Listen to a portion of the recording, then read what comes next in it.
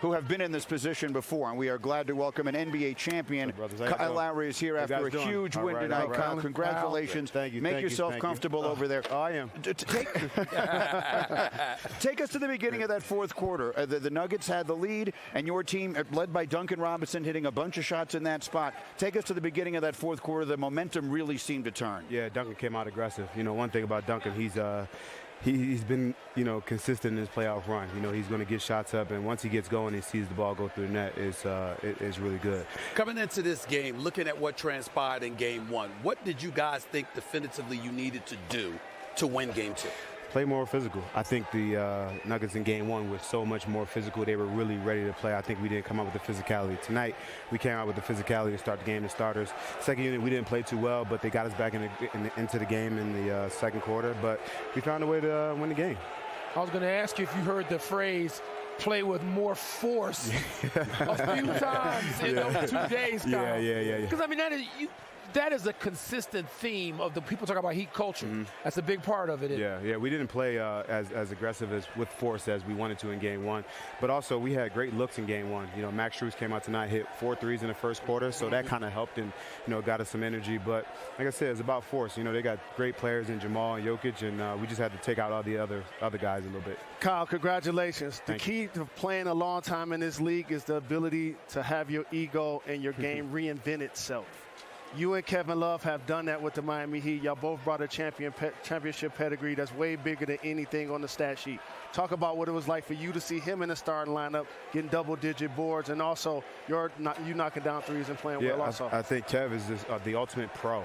He's been here. He changed our locker room, honestly, with his energy and effort, his vocalness, his sarcasm, honestly.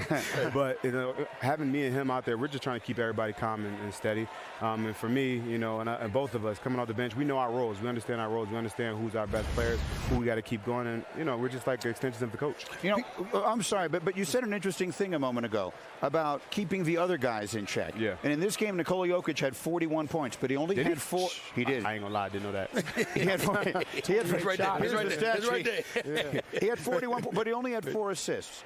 What can you tell us about the game plan defensively? It certainly seemed as though there was a concerted effort to make sure he wasn't able to get everyone else involved.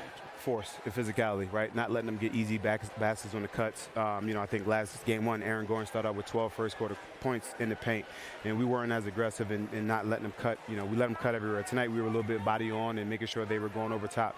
I didn't know he had 41. So, we found a way to win the game. That's all that matters. Any hesitancy about Miami winning Game 2, I think, stemmed from the fact that they just looked so much bigger than you guys in Game 1. Again, you talk about force, you talk about physicality, but you look at their size advantage and you just say, how on earth is Miami going to overcome this? It's about making perimeter shots. Y'all did that tonight. You missed about 16 wide open three-point shots in Game 1. Did you guys look at that and say, excuse me, we're not going to miss these shots again? That's all we got to do in order to win Game 2. That's part of it, and that's a great coaching adjustment, bringing Kevin Love in the starting lineup. Yep. Honestly, that's a great coaching adjustment.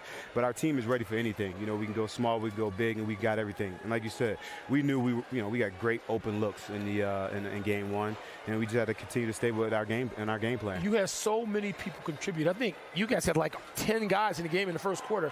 But you had so many contribute. Kyle, I know you weren't in there very long, but the locker room after the way you won, you've been through this so many times. Is there such a thing as momentum? I think we just continue to stay the course. We don't get too up, we don't get too down, we stay level. And I think our locker room is we're built on just, guys with chips on their shoulders, and we just want to continue to prove people wrong. What about Bam's versatility? I seen him block a shot on Jokic one-on-one, create offense for teammates, knock down jump shots, grab rebounds, hustle, diving into the stands. Celebrate Bam. Yeah, he's a phenomenal passer also. Yeah.